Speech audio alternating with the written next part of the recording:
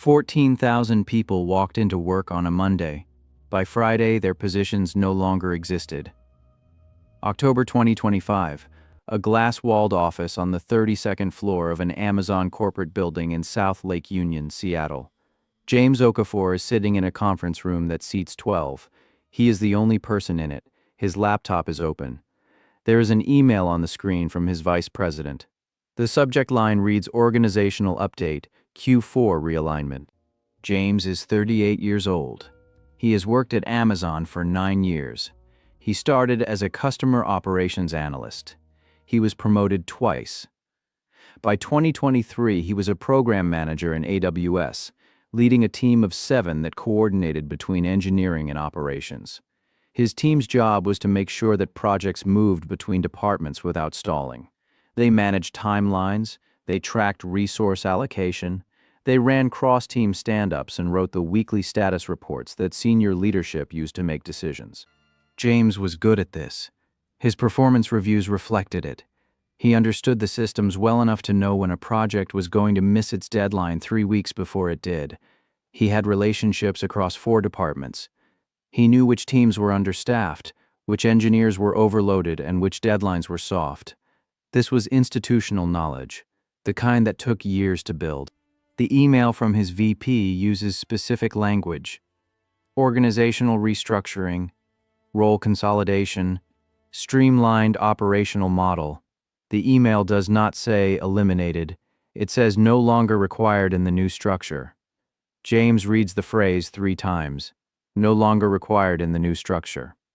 His team is being absorbed, not into another team, into a platform. A project management system powered by AI that tracks resource allocation, flags scheduling conflicts, generates status reports, and routes escalations automatically. The system does not coordinate between departments. It removes the need for coordination by making all the relevant information visible to everyone at the same time. James was not fired by a machine. He was made unnecessary by a dashboard. This is not a story about James Okafor. This is not a story about one man losing his job at one company. This is a story about 14,000 corporate employees who lost their positions at Amazon in October 2025, and about the structural pattern their elimination reveals about every company in the economy. This is Last Shift, where we document what happens when work begins to change. And today, we are documenting the most significant corporate workforce reduction in Amazon's history. 14,000. That is the number Amazon confirmed in October 2025. Corporate and technology roles, primarily. AWS, human resources. Program management, middle management. The positions that sit between the people who build things and the people who decide what gets built. The coordination layer. CEO Andy Jassy had signaled this months earlier. In June 2025, he stated publicly that artificial intelligence would be a significant catalyst in reshaping Amazon's workforce, that AI was enabling efficiency gains that would lead to a reduced corporate headcount. Beth Galetti, Amazon's Senior Vice President of People Experience and Technology, confirmed that the reductions were part of ongoing efforts to get even stronger by further reducing bureaucracy, removing layers, and shifting resources toward key investments. Removing layers. That phrase is the mechanism. Not cutting costs, not downsizing. Removing layers. The layers being removed are the people whose job is to translate information between the top and the bottom of the organization. The coordinators, the project managers, the team leads who compile reports, the analysts who aggregate data from multiple systems so that one senior vice president can look at one slide and make a decision. AI makes that translation automatic. When every system feeds into every other system, when dashboards update in real time, when scheduling algorithms optimize resource allocation without human intervention, the people who used to do that work do not get reassigned. They disappear. Their function is absorbed into the infrastructure. The org chart gets shorter, and 14,000 people receive an email that says no longer required in the new structure. But October was not the end. In January 2026, Amazon announced an additional 16,000 corporate job cuts. The total since late 2022 now exceeds 57,000 corporate roles eliminated. Not warehouse workers, not delivery drivers, corporate employees, the people with degrees and benefits and stock options and the assumption that their expertise made them irreplaceable. The algorithm did not fire 57,000 people. It made 57,000 positions unnecessary.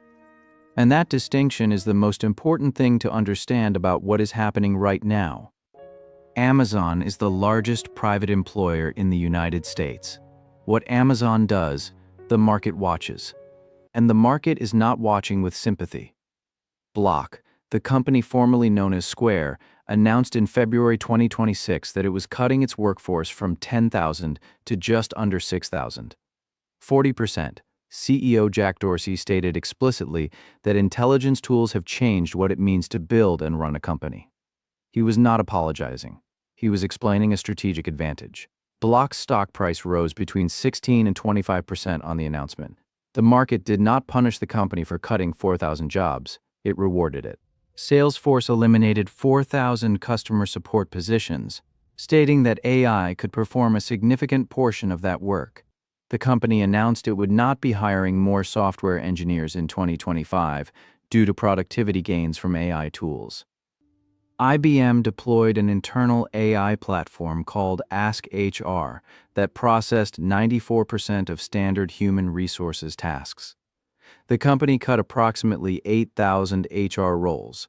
It reported a $3.5 billion increase in productivity across more than 70 job categories.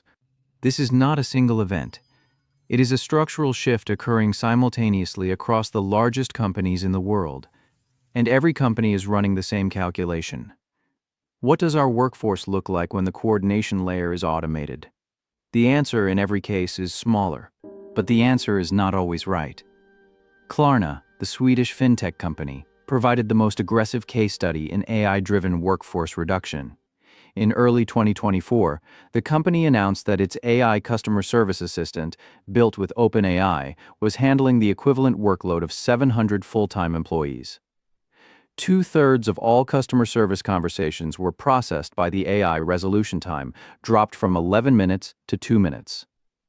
Customer satisfaction scores held steady. Klarna projected a $40 million improvement in profit driven by the automation. The company implemented a hiring freeze. Over 2 years, headcount dropped 22%, from 5,500 to 3,400, primarily through attrition. The CEO was celebrated for it. Media coverage framed it as the future of business. And then the future corrected itself. By May 2025, Klarna's CEO, Sebastian Siemiatkowski, publicly admitted that the company had focused too much on efficiency and cost. Customer complaints increased, complex issues fell through the system. The AI handled the easy cases brilliantly and mishandled the difficult ones badly. Users reported robotic responses. Resolution quality declined. They had optimized for speed and discovered that speed without understanding is just fast failure. Klarna reversed course. It started rehiring customer service workers. It targeted students and rural workers for remote positions. The CEO stated that human support is a competitive advantage and that customers should always have the option to speak with a human. By mid-2025, the AI still handled 2/3 of chats, but the remaining third, the complex cases, required the people who had been allowed to leave. The Klarna story is not a failure of AI. It is a map. It shows exactly what automation can and cannot replace. The routine, predictable, high-volume tasks disappear into the machine. The tasks that require judgment, nuance, and the ability to handle a situation nobody built a template for, those come back to humans. And the companies that cut too deep learn it the hard way. This is where the structural damage becomes visible. A Harvard Business Review survey published in December 2025 found that 60% of organizations had reduced headcount in anticipation of AI's future impact. 60%, but only 2% directly linked large layoffs to actual AI implementation. The gap between those two numbers is the gap between the narrative and the reality. Companies are cutting people because they believe AI will eventually do the work, not because AI is already doing the work. Oxford Economics found in early 2026 that firms were not actually replacing workers with AI on a significant scale. The report concluded that companies sometimes dress up routine layoffs as a positive strategic pivot rather than admitting to overhiring during the pandemic. The term for this is AI washing, using the language of artificial intelligence to justify decisions that have nothing to do with artificial intelligence. This matters because the cuts are real even when the justification is not. The jobs disappear, the hiring freezes hold, the positions are eliminated from the org chart regardless of whether AI is actually performing the work. The result is the same: fewer people, fewer entry-level roles, fewer training positions, fewer paths upward. And this is the damage that nobody is measuring.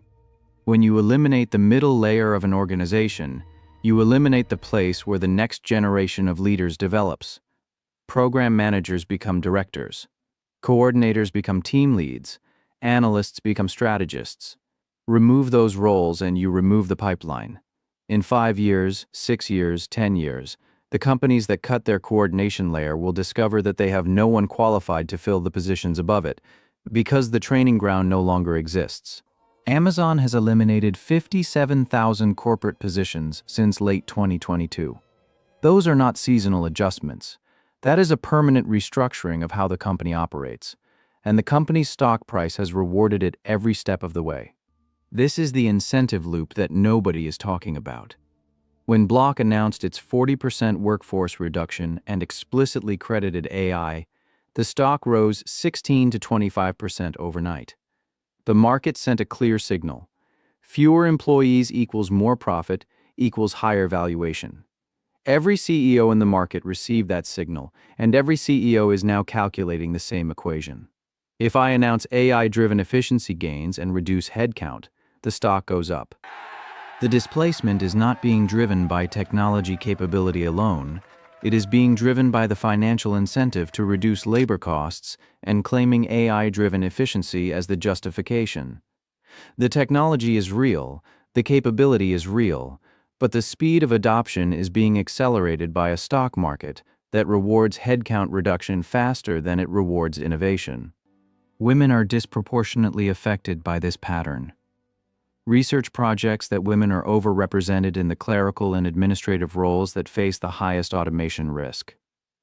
The positions being eliminated first, the coordination work, the project support, the administrative management, these are the roles that employ a disproportionate number of women. The structural bias in AI deployment mirrors the structural bias in workforce composition. 1 in 6 employers anticipates that AI will reduce their headcount in 2026. That is not a prediction, that is a plan. It is now March 2026. James Okafor received his severance package: 16 weeks of base pay, continuation of health insurance for 90 days, a link to a career transition portal that included a list of recommended retraining programs. James does not need retraining. He knows how to manage complex projects. He understands resource allocation, stakeholder management, timeline optimization, and cross-functional coordination. He has 9 years of institutional knowledge about how one of the largest companies in the world actually operates. But his job was not resource allocation. His job was being the person who did the resource allocation, and that distinction is the one the algorithm resolved. The allocation still happens. It happens automatically. The dashboards still update. They update in real time. The status reports still get generated. They are generated by software. Everything James did still gets done. None of it requires James. He did nothing wrong. He was not underperforming. He was not in a declining sector. He was not in a role anyone had told him was at risk. He was a program manager at the most valuable company on earth. And one day the algorithm answered a question nobody had thought to ask until it was too late. Was this work ever necessary, or did we just not have the tools to see? The algorithm did not replace the workers. It revealed that the work had already disappeared. The World Economic Forum projects 92 million jobs displaced globally by 2030. But the displacement that defines this era is not the layoff. It is the position that never gets posted, the entry-level role that gets automated before anyone fills it, the team that shrinks by attrition and never gets backfilled, the org chart that gets flatter and flatter until the middle is gone. What does your company's org chart look like when the coordination layer is removed? If you want to understand which layer disappears next, subscribe. The last shift never begins where people expect. Now you know where it starts.